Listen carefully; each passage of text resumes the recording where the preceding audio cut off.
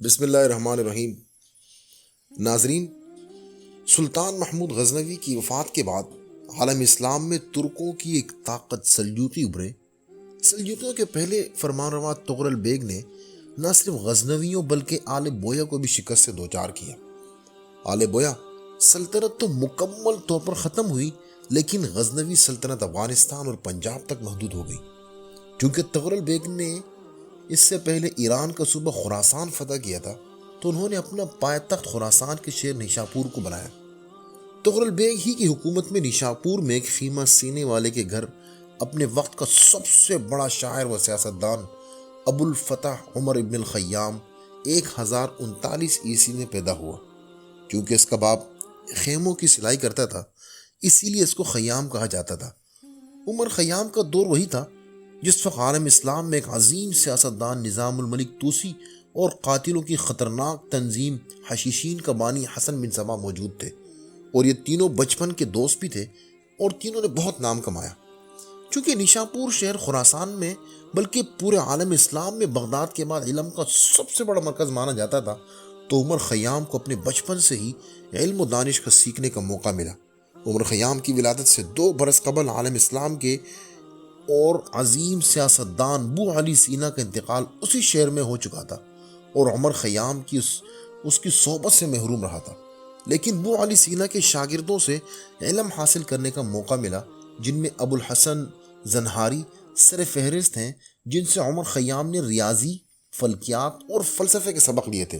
اس کے علاوہ اس نے طب کی تعلیم بھی حاصل کی، جن سے وہ وقتاً فوقتاً استفادہ حاصل کرتے تھے۔ سلطان تغرل کے دور میں عمر خیام نے ریاضی پر ایک کتاب لکھی، جس میں جذر یعنی اسکوائر کے متعلق مختلف اقسام بیان کیے گئے، لیکن نیشاپور کے ارباب اختیار نے اس کی قدردانی نہ کی، اور عمر خیام نیشاپور چھوڑ کر ترکستان کے دارالحکومت سمرقند تشریف لے گئے، جہاں شاہ ترکستان شمس الملک ایلک خانی کی حکومت تھی، جس کے خاص مقرب ابو طاہر صاحب ثروت آدمی تھا۔ ابو طاہر نے عمر خیام کو شاہ ترکستان کے دربار سے منسلک کیا، اور اسی کی ایما پر عمر خیام نے ریاضی کی اپنی مشہور کتاب جبر و مقالہ تحریر کی، جو الجبرہ پر لکھی گئی، تاریخ کی 5ویں کتاب ہے۔ اسی کتاب میں عمر خیام نے تاریخ میں پہلی دفعہ ریاضی کے ایک پیچیدہ مسئلے بائنومیل تھیوریم متعارف کروایا، جس کی مشہور مساوات آج بھی نہایت اہم ہے۔ عمر خیام کی زبردست کتاب کا 1851 عیسوی میں فرانسیسی زبان میں ترجمہ بھی ہو چکا ہے۔ سلطان تغرل کی وفات کے بعد اس کا بھتیجا الپ ارسلان سلطان بنا، جس نے سلجوقی سلطنت بہت زیادہ وسعت دی، لیکن ان کو زیادہ دیر تک حکومت کرنے کا موقع نہیں ملا، اور جلد ہی 1072 عیسوی میں اپنے خالق حقیقی سے جا ملے۔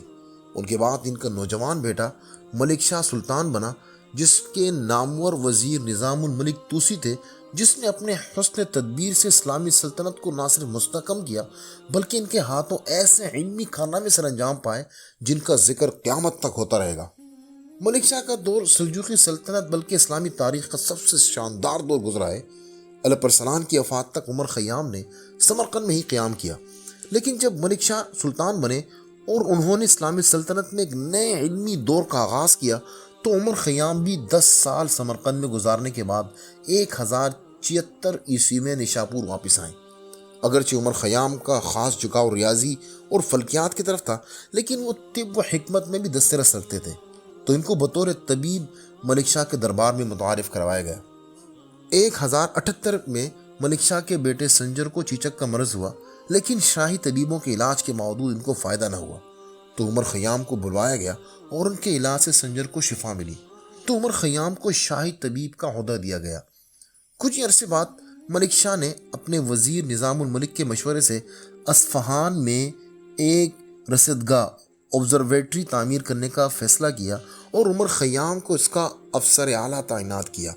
اسی رصدگاہ سے عمر خیام نے شمسی سال کی پیمائش کی، جس میں ایک سال کو 365 دن 5 گھنٹے اور 49 منٹ بتایا گیا، جبکہ جدید تحقیق کے مطابق ایک سال 365 دن 5 گھنٹے 48 منٹ اور 48.7 سیکنڈ بتایا گیا ہے۔ یعنی عمر خیام نے ایک سال کی جو پیمائش کی آج سے 1000 پہلے کی، وہ آج کی تحقیق کے برابر ہے۔ عمر خیام کہ ایک اور بڑا کارنامہ جلالی کیلنڈر ہے، جس میں قمری سال کو مد نظر رکھتے ہوئے ملک بھر میں کاشتکاری کی جاتی تھی۔ عمر خیام نے حکومت سے یہ بات منوا لی تھی کہ مذہبی رسومات جیسے حج، عید، رمضان وغیرہ تو قمری سال اور ہجری سال سے تقویم ہوگا، لیکن امور سلطنت جیسے ٹیکس کی وصولی اور تنخواہوں کی ادائیگی یہ شمسی حساب اور ایرانی حساب سے تقویم ہوگا۔ عمر خیام نے اصفہانی رصدگاہ میں جو فلکیاتی مشاہدات کیے، اس کے نتیجے میں زیچ ملک شاہی بنائی، جس نے فلکیات کے علم کو وسعت دینے میں مدد کی۔ عمر خیام نے چونکہ بو علی سینا کے شاگردوں سے فلسفے کی تعلیم حاصل کی تھی، تو وہ خود بھی بو علی سینا کے فلسفیانہ عقائد کو مانتے تھے۔ 1092 میں ملک شاہ کو حسن بن صباح کے حشیشین نے زہر دے کر قتل کیا، تو ان کی سلطنت ان کے 3 بیٹوں برقیاروق، محمد تپار اور احمد سنجر میں تقسیم ہوئی۔ سلطان سنجر کے دور میں عمر خیام کے ایک نائب ابو الفتح بن کوشک کو شاہی فلکیات دان مقرر کیا گیا اور عمر خیام گوشہ نشینی میں چلا گیا۔ یہی وجہ ہے کہ 12ویں صدی عیسوی کے شروعات کے دنوں میں عمر خیام کا تذکرہ شاہی دربار میں نہیں ملتا۔ عمر خیام نے 1171 عیسوی میں وفات پائی اور نیشاپور کے قبرستان گورستان چرا میں مدفون ہوئے۔ یہ ہے وہ تمام سورسز جن کی مدد سے ہم نے یہ ویڈیو بنائی ہے۔